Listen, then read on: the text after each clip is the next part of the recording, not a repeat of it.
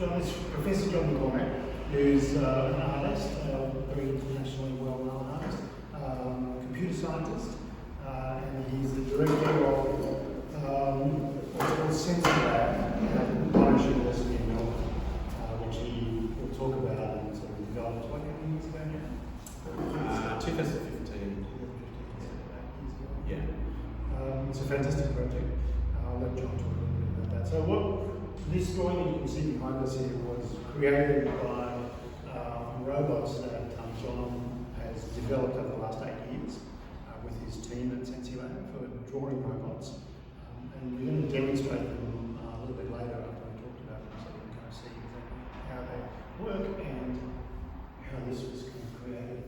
But I thought John could just talk a little bit about Sensilab, and then we'll talk a little bit about the drawing projects that Sensilab's kind of involved in and developing out here. Well, yeah, thanks Gary, and thanks everyone for coming along. I'll tell you a little bit about the lab without getting too boring or too detailed, but I've worked in the university sector for a long time, and it was always sort of frustrating to try and do things that you wanted to do when there wasn't the equipment or the knowledge or the collection of people coming together to help do the sorts of things that I wanted to do. So the idea for the lab kind of arose out of frustration of that process, I think. In most universities in Australia, there's an incredible amount of expertise, but it's trying to find that expertise and then trying to convince people to work together and to connect them together. That was quite hard.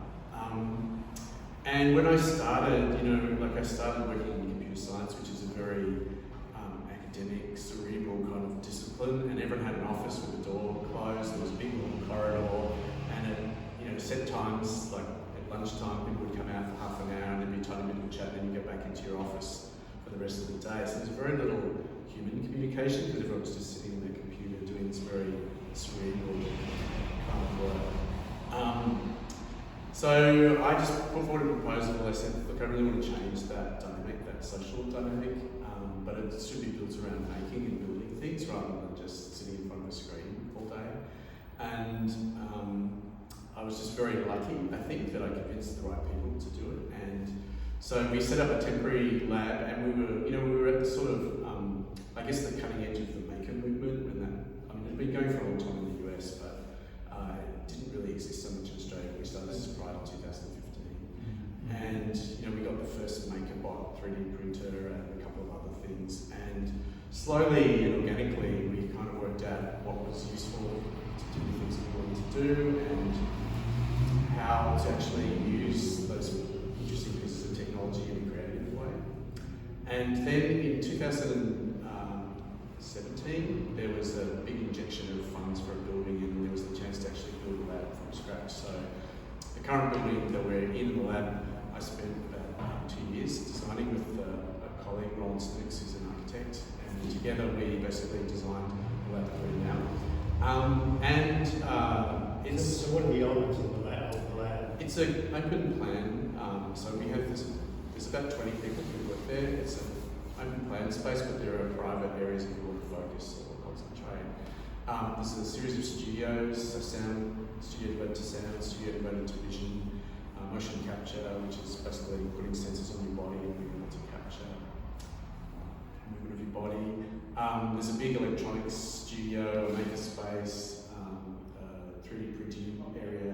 It's kind of like a dream playground, which is what I wanted to make. It was something that you didn't have to ask permission to use something, or you had to go to the expert to get, to use that. Don't give me your thing and I'll make it for you, kind of thing. So once you've been inducted, everything is open. There's no locks on anything, so you can just go and use anything you want.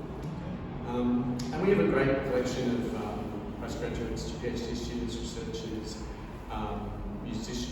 They come from all different backgrounds, so technical backgrounds, creative backgrounds, music, fine art, design, all sorts of things. So these t-shirts we're wearing are an outcome of one of the PhD projects. Well, she's a postdoctoral researcher, so she's actually an archaeologist by training, and she did a data science degree, but she loved embroidery, so we have an embroidery machine. And There's software that sort of powers the drawbots. Similar kind of idea is used to make the t-shirt that I'm wearing. Basically, it's a design that emerges on screen, and then Monica, the person who operates the embroidery machine, takes the design and turns it into a series of stitch patterns, and then the machine just embroiders it. It only takes about 10 minutes to do, so like this maybe 15. There's quite a movement internationally around ideas of textiles and drawing, so I find these kind of quite interesting kind of connection to what draw space is all about. Yeah. And a lot of her other work is, we're on a big project with a whole lot of historians looking at the convict history of Australia, and she's basically done all this data analysis of convict records, and she uses drawing as a mechanism for understanding the personal stories of the women in convict records. So her specific focus is women, female convicts. And she's covered all this stuff in the data, but then she's turned the data into people and drawn them and then taken the drawings and embroidered them as well, which was something that the convict women apparently were spending a lot of time doing. It was sewing and knitting was the task that they were forced to do. So it's quite an interesting connection. And you've developed your own softwares for drawing.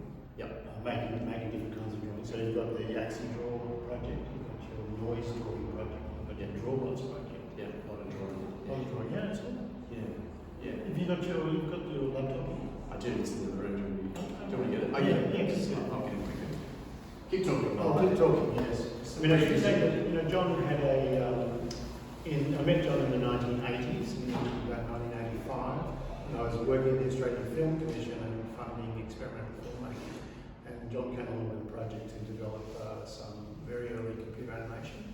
He was working at an advertising company, and they had access to silicon graphics computers, which at the time were very high-end visualization computers. And he had this kind of side project that he was doing about trying to develop software that could grow botanical forms, not just make pictures of them, but actually grow them in software using code. And he made a project called Turbulence that it's kind of one of the key projects of international, what was then called video art, that was really the beginnings of digital media art. And it's still the project that people refer back to as a significant moment in time when there was something very, very interesting happening. So we've known each other since then. So just to say that John had this kind of creative practice before setting up Sensilab at the university. So that's sort of informed this idea about wanting to make a place where people can make things together, because that's the way that we learn. I teach drawing, and you have to do the drawing to learn about drawing. You can't just kind of think about a drawing to learn about it. Sorry, just a second. So you're right, John writes code, which is really sort of an interesting area for artists to work in, understanding how code works. And there's a range of different sort of software. The animation that you're seeing up there, I've made them, but using artist developed software called Processing and Touch Designer. We've got big user communities, so you can sort of find little bits and pieces of code that you can cobble together yourself, even if you don't, like me, know terribly much about code. We've got two coders in the room, and there's also an artist who writes code to generate sound image.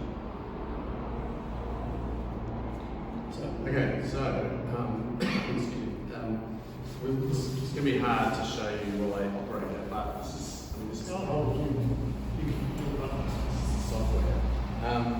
So Can you see? everyone can see. It's pretty simple. It's coming up.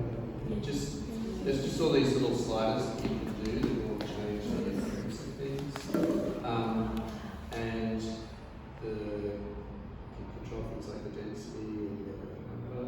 And so it's just sort of exploring the parameter space of this.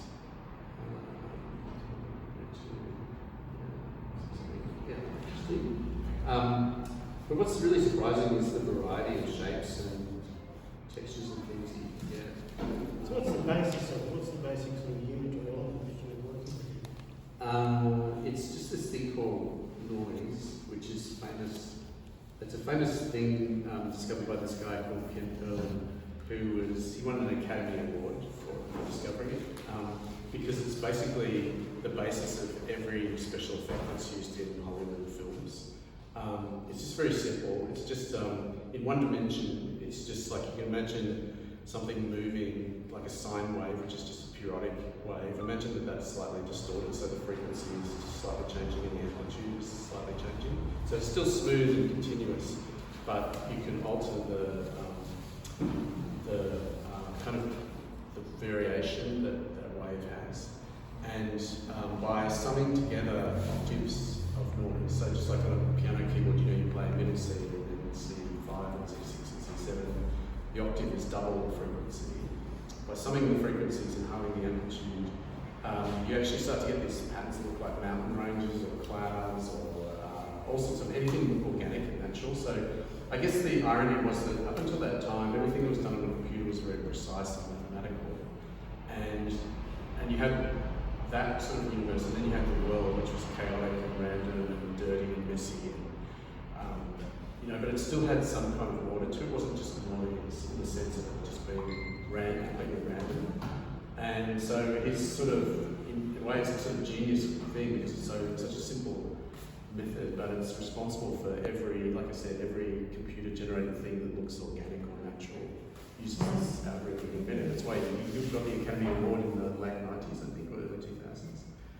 So what sort of parameters are you changing here? You want the details? No, it's okay.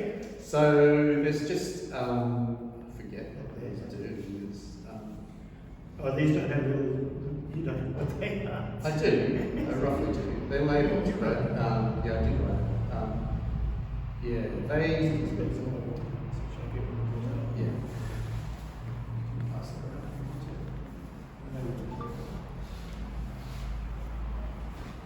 So basically, like Monica, who does the embroidery, I just gave her the software, and I explained enough to her for her to be able to use it. And I guess she uses her knowledge about embroidery to know how close the lines should be together and how much they should move before they won't be stitchable.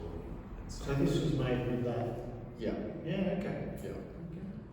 So just, that software, I basically played with the sliders until I got a design that I liked, and then I gave it to her, and she stitched it into the t-shirt. Yeah, I think that's some of them. Oh yeah, cool.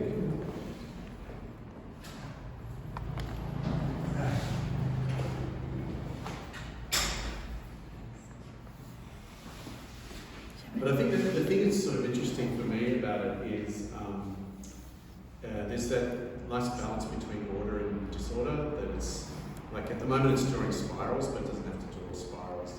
You can draw straight lines and grids, and I haven't shown you there's a couple of other parameters that you can do as well and change the order in which it draws things. But it's very simple, and yet it's capable of this incredible complexity if you really start exploring what it can do. And it can just be a very minor change in something that causes this huge change in the visual appearance. Mm-hmm.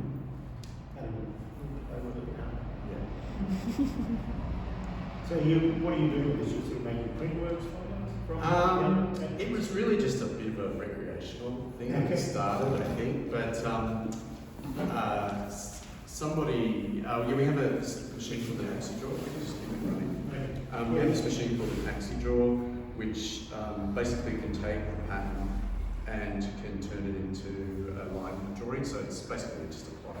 It's a plotter printer that move around. Yeah, and so I have a lot of other pieces. This is very simple, but I have a lot of other pieces of software that are more inspired by like artificial life. So you can think of them as like an agent that's a drawing machine, if you want, and you put however many agents, like 20 or 30, onto the blank canvas, and they make decisions based on the way that the lines on the canvas that are already there, and all sorts of other things as well. And so you get these very complex drawings emerging from really, really simple drawings, which is. And so you've taken that same idea, and that's actually been developed into the machine, the drawing machines, the drawbots, so you're about being able to see the line on paper. Yeah. I can probably, if I can find it, I can bring up and show you. version, so I think that might be running. Let's see. So John's been working with what's came to be known as artificial life about 40 years ago. The video was in the I think you gave me the very first proceedings. It was 1989. Which is just an idea about creating computer softwares that behaviours evolved from the software. It wasn't everything was predetermined and you just sort of hit the go button and it does exactly what you thought it would do, or exactly what you designed the program to do. There's an idea about creating systems where behaviour could emerge rather than be predetermined. So it's a little bit different the idea that we now have about this idea of artificial intelligence. That word AI it's got its own sort of meaning now. And artificial life is a completely different sort of arena of research and interest. So this is one of the agent-based ones, so they all start from the centre. And you can see they have this very chaotic random behaviour, and they keep going until they fall off the edge of the paper or they run out of steam. And every time you run, you get a different drawing. That's just, I think the thing that's so fascinating is it's such a simple process results in something that's aesthetically interesting, visually, dynamically interesting as well. And the whole idea, I guess the philosophical areas I'm interested in are like agency and intention. So when a human draws something, they have the intention, I want to make a drawing of this and it's representational, or there's this degree of intention.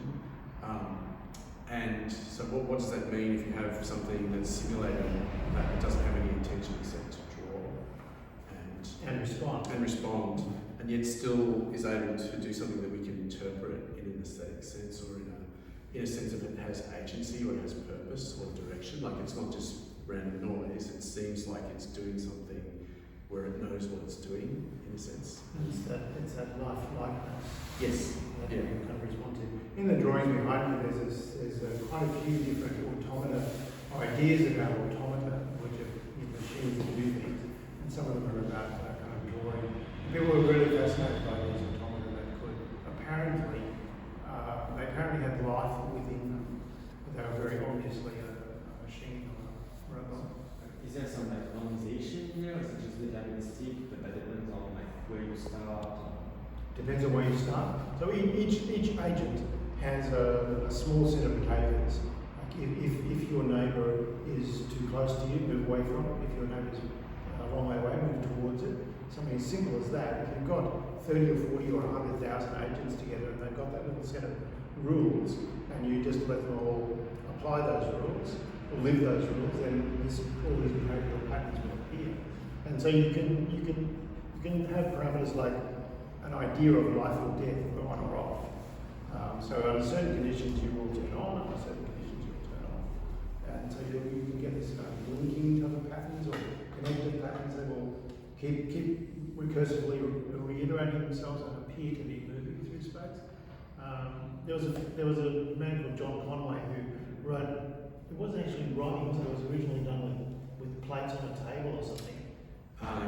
Conway's Game of Life. Yeah, no, he was a group theorist, a mathematician, and his sort of lunchtime hobby was this recreational mathematics. Like, most people just eat lunch, but he had this. And so at the lunchroom at the lab where he worked, they had like tiles, chipboard tiles, and so they would place plates on tiles after they'd eaten their lunch, and he tried to come up with a series of simple rules that would perform a simulation. Eventually he came across these three simple rules that are really quite profound in terms of what they represent, because he called it the game of life.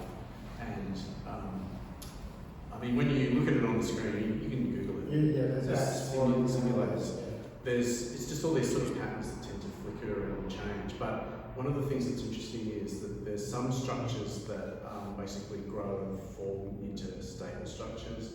There's a special one called a glider that's a pattern that just keeps moving continuously. Unless it encounters something else. Unless it encounters something else, in which case it's like a molecule hitting a wall or something that just disintegrates. Then someone invented a glider gun, which is a machine, like an autonomous, like a pattern of dots that change and actually create gliders. And then someone worked out that you can make a computer out of these cellular automata. So it's what's called Turing complete. And what it means is that you can simulate anything that my laptop can do using these cellular automata, which is it's probably hard to kind of understand what that really means. But the only thing is you need a cellular automata that if the cells are like 2 millimeters wide, I think it's about 200 kilometers. It's big. Someone's actually built it. There's one on the internet. You can actually look at it. Yeah, you can actually type programming commands in and you can see the cellular automata interpreting code. So for geeky people, it's like very profound because it's like this simple set of 3 rules is actually able to be a computer. Like you can build a computer from just cells of these 3 rules. You don't need anything else. Just, yeah. These geeky people, you know, you can think of them as programmers or artists or viewers, and the boundary between which is which is. I mean, you sit down and if a computer can generate 1,000 pictures to look at, it doesn't really take that long for a viewer to go through 1,000 pictures and say, "Oh, I like that one," which is a sort of a relationship between the viewer and the production, which is. It's a different way for an audience to get involved in a process, basically. Whereas a viewer in an art gallery looks at an artwork and says, looks at what a room full of artworks, 20 artworks, and says, "I like that one." Whereas if you look at 1,000 art or 10,000 artworks, it's a different experience. And I think there's that general. There's just some others. It's the same method, but just to like you could explore this for a long period of time and not get sick of the. Oops, sorry, I'm moving very fast. Well, there's the condom, the last one. Yeah. It's very similar to the condom. Yeah. So we in our lab, like I got some other people interested in this, and we trained an artificial intelligence algorithm to try and understand the patterns, and it was actually able to generate new ones that we hadn't thought of before. And we didn't really think of them before. we didn't really think of them, but we couldn't get just by manually trying to find them. Okay. And it's still a bit of a work in progress, but you can actually you can tell the AI to do things at a higher level. So you can say make it less dense here, or increase the swirliness and things like that. So it's sort of understood something about the design space of the system, which is quite interesting.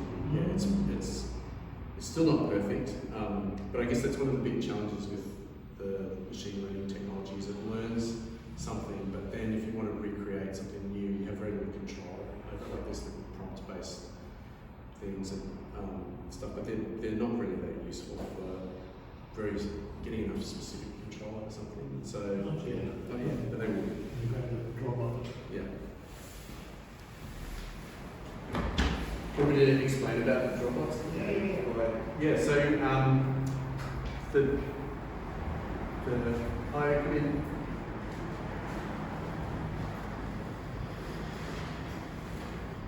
So the drawbots project actually started more than 10 years ago, I think. I was invited to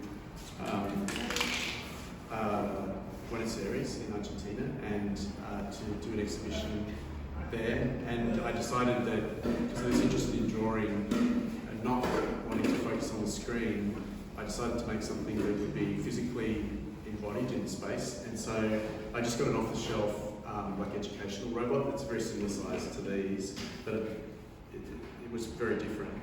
And I took the drawing algorithms that I've been doing in the computer and just put them into the robot.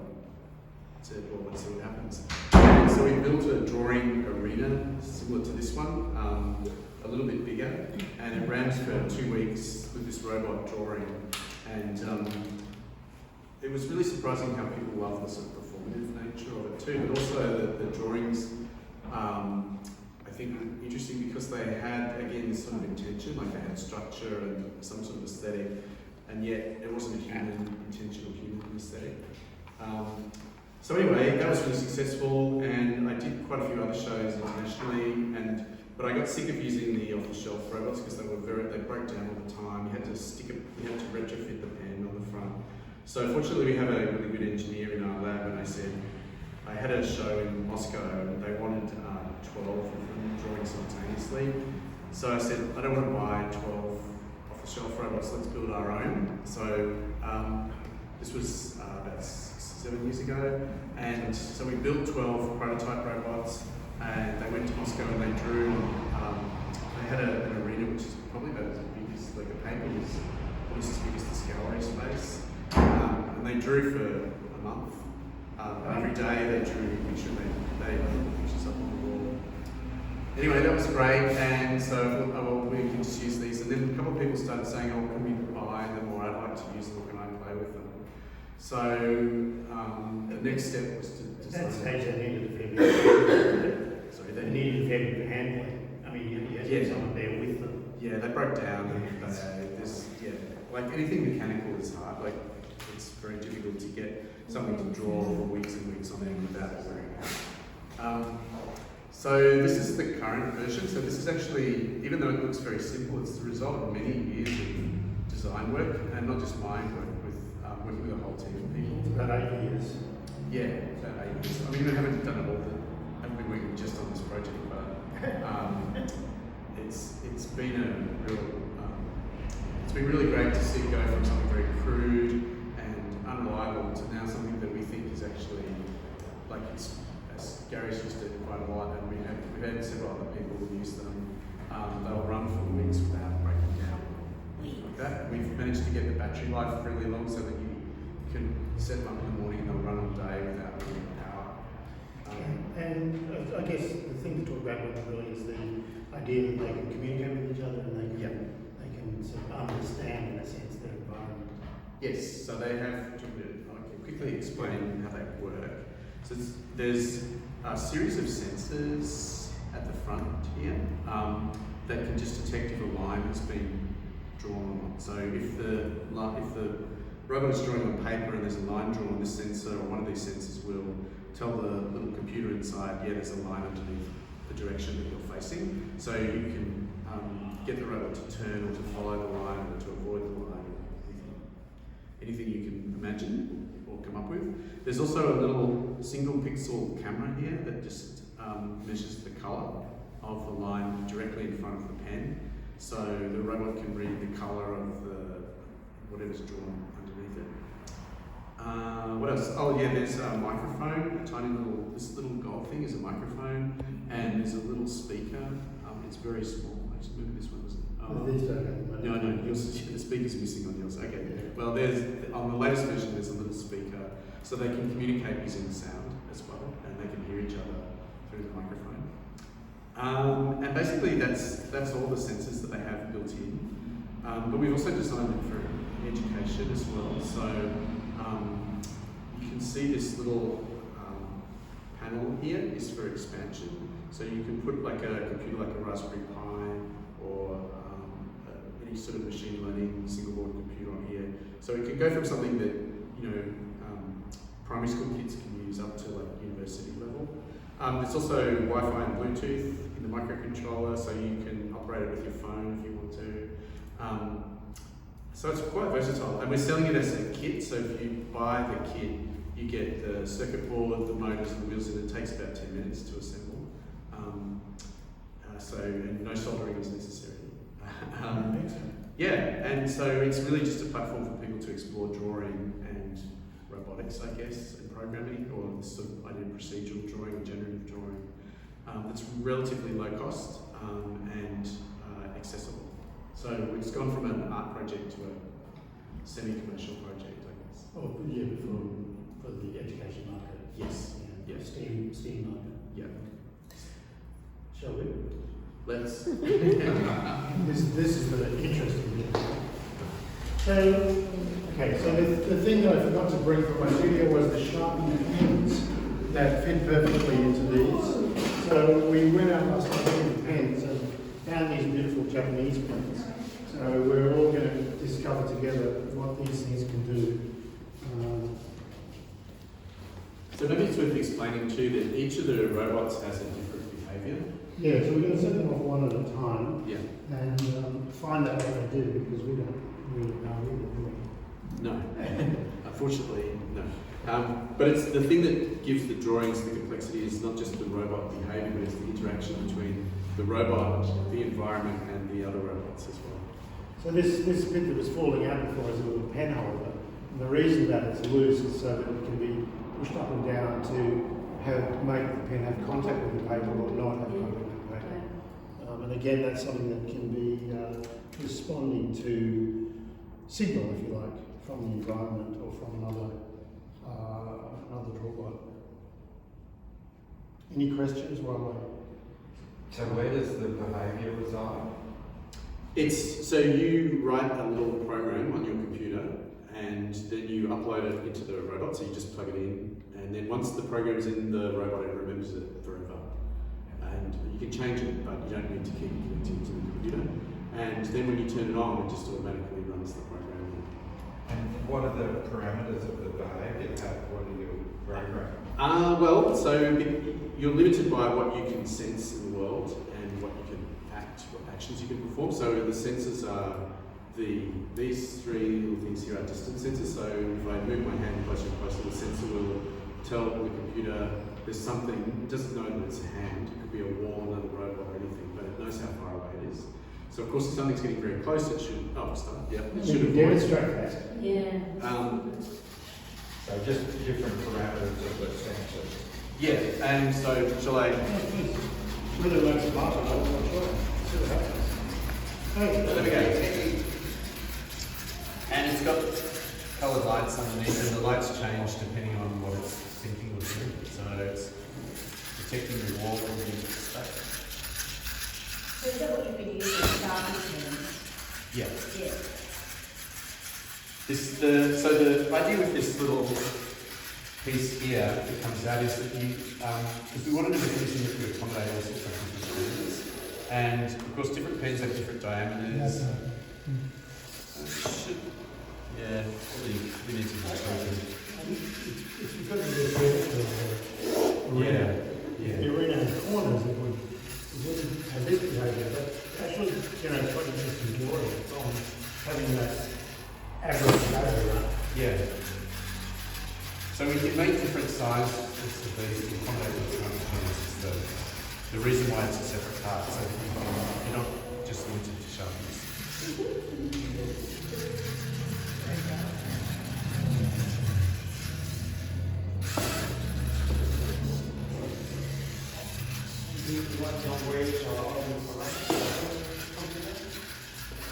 What are you programming on your computer? What kind of language, and is it accessible with like? Yeah, so there's three different ways you can do it. So one is with like a graphical programming language, so you don't need any experience. It's just, you have a block and it says if this sensor is reading an object this close, then you do this. There's Arduino, which is like a very standard nexus microcontroller programming language, and Circuit Python, which is the next generation of people who program with their own Python programming language.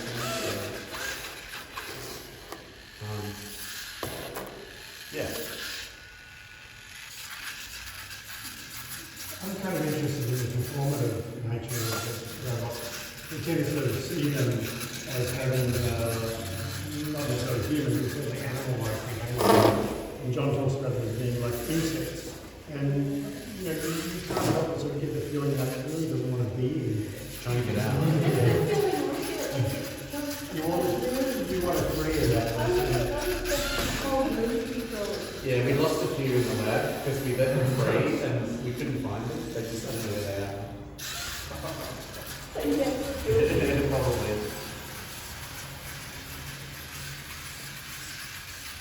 Oh yeah, this one's got a better reaction. I think you need to push the pen out a little bit more. That's right, yeah. You can see this one up there, this one got a kind of very short stroke. When it gets to the edge and turns around, it drops again. So you end up with this quite interesting like corona. So how long does the signal on the wall go? About 3.5 hours. Or maybe 4 hours. And how many robots on that one? These two. Yeah. With three colours in that. There's a grey and a light blue and a dark blue.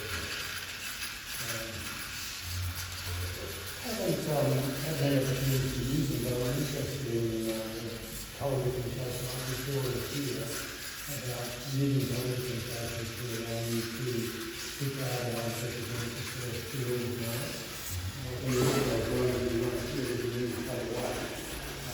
Suddenly you see manually because it's hot. And then you can't be lifted enough of that. Once you know.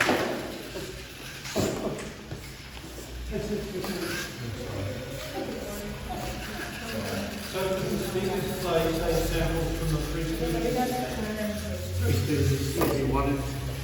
They're little, they're more good at beeping rather than sound. Just the speaker's like literally 2 millimeters up here.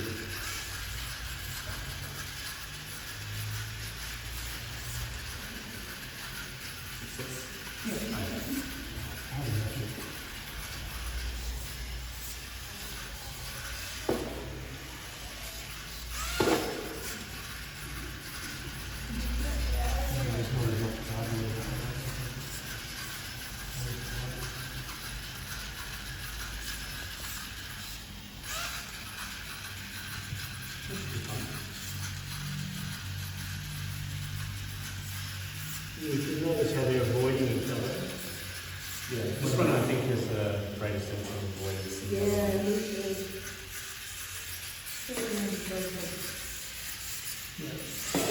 So, one of the other projects I've done with a different kind of drawbot is placing objects in the arena.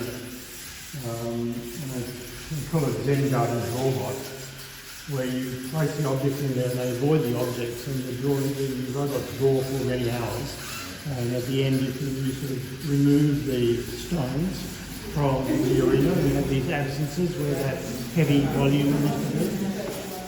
Yeah, it may think we could have people interacting with them too. Oh, sure. If you had a big enough space, you could have someone sleeping in there.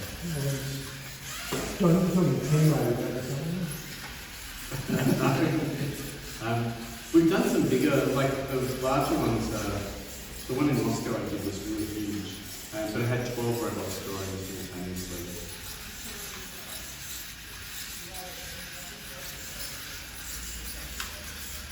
Yeah, no avoidance. Yeah, I think the distance measure might be.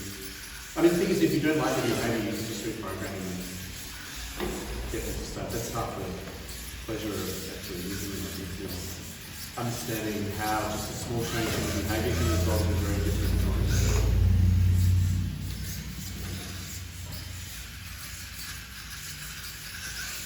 So, like a lot of these drawing machines, when they first start drawing, it doesn't look terribly promising a lot of the time. But when you give them the time, you can end up with these kinds of drawings. And similarly with the one in the window out there, I've made 100 or more drawings with that machine, and they changing the pendulums and everything every time. When they first start out, it doesn't seem like there's going to be much at all. But after an hour of drawing, they can be quite interesting. And because as humans, we're always trying to make sense of the visual world, we tend to project meaning onto things. So you can see forms that look like coral, or look like seeds, or they look like clouds. They look like them, it's not always, you kind of can't turn that off.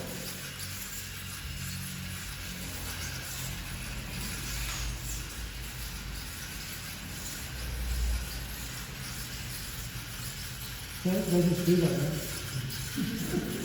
How much is like this and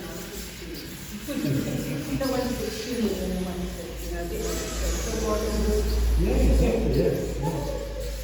They're sort of comical or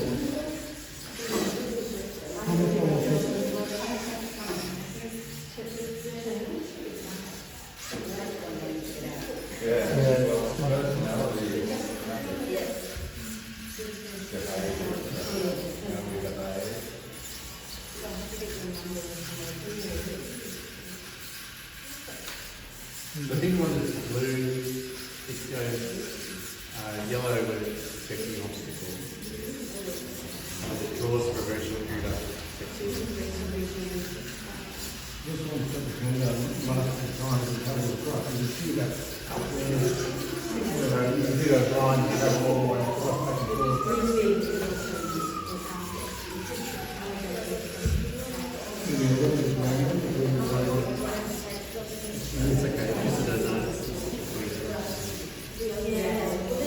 avoidance is a thing.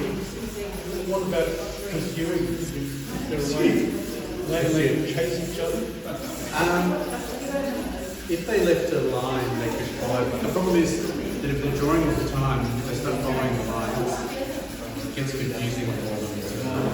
But that's why we try to use the sound to do that, so that they can signal to each other. Hey, I'm over here. Yeah. Because there's a lot of noise from the phones down at that level. They're kind of noisy up here, but it's just filtering out all that.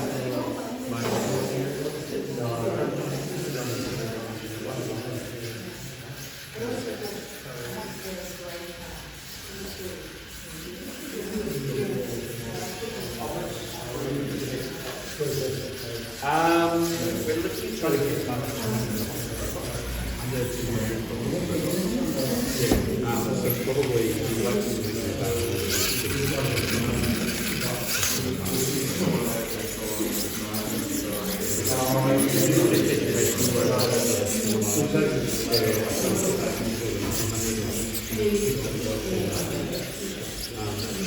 unless you get ones that are like very, but these are actually quite sophisticated in terms of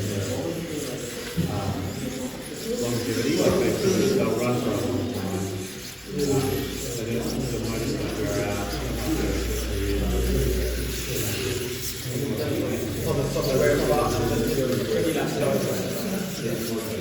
so you can program this just through a quick run.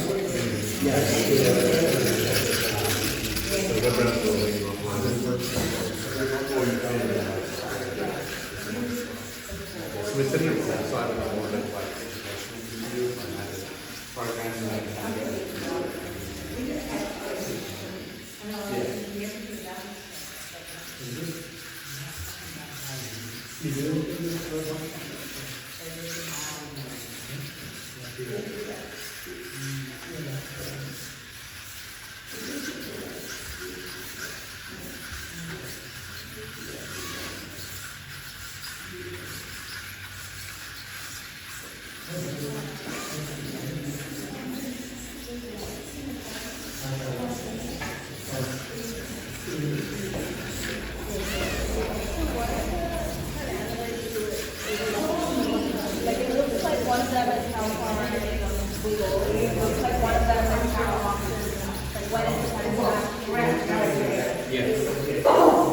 So I think, because we actually programmed these like months ago, I forgot exactly what it was, but I think like this one, it just moves in a straight line, so that's moving very straight and very linear until it encounters, it gets close to an object.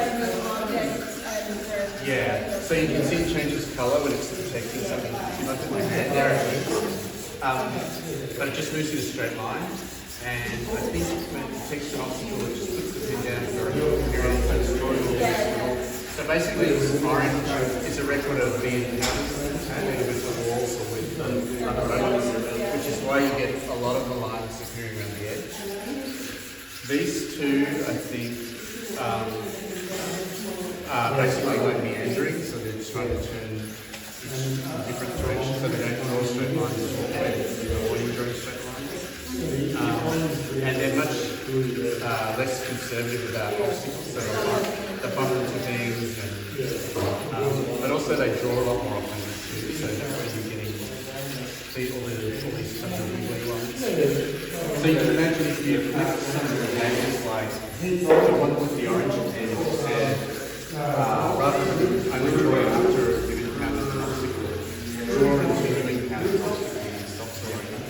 Drawing so it's really as simple as that. You completely change what you end up with.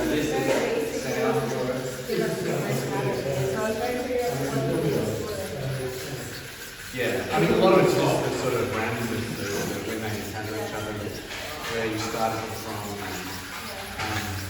Because if you try and make them, like they can actually draw shapes and things, like they're accurate shapes.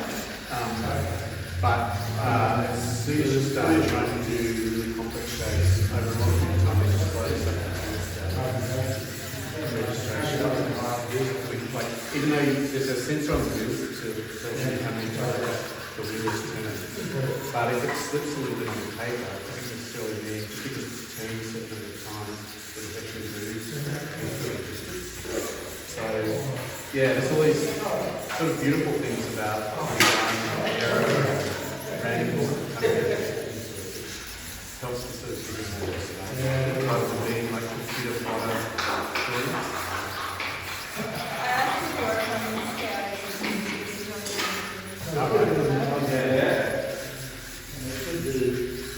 Yeah, so we actually, the design is actually quite, I mean, we've had it for several years now, but just to get the parts actually. It's only just this year that we've managed to get a big shortage of parts after COVID, so yeah.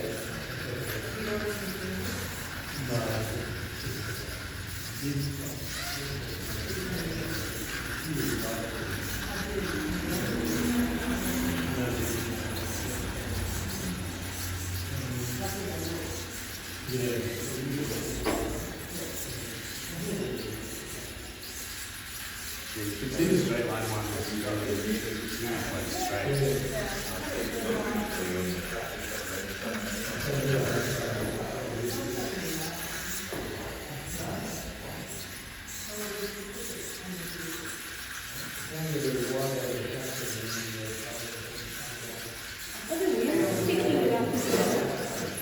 Are the wheels picking it up? Or is that something on the back of the paper? See, there's no other. Oh, like this punching? Yeah. Yeah, that's just The wheel, yeah. That's the other thing because they pick up the ink on the rubber and then they just start blurring it with it as they go.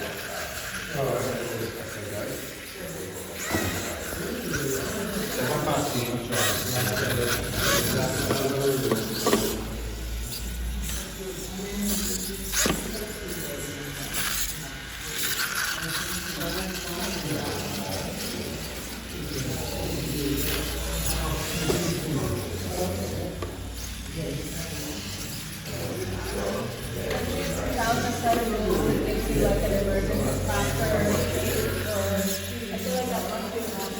Yeah, I can show you some pictures. It's starting to build up now. yeah.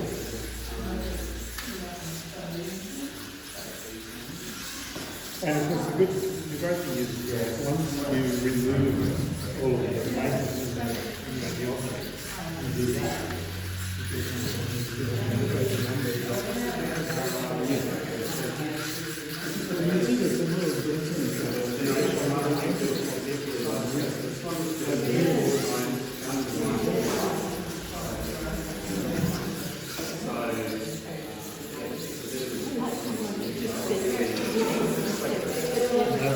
Yeah.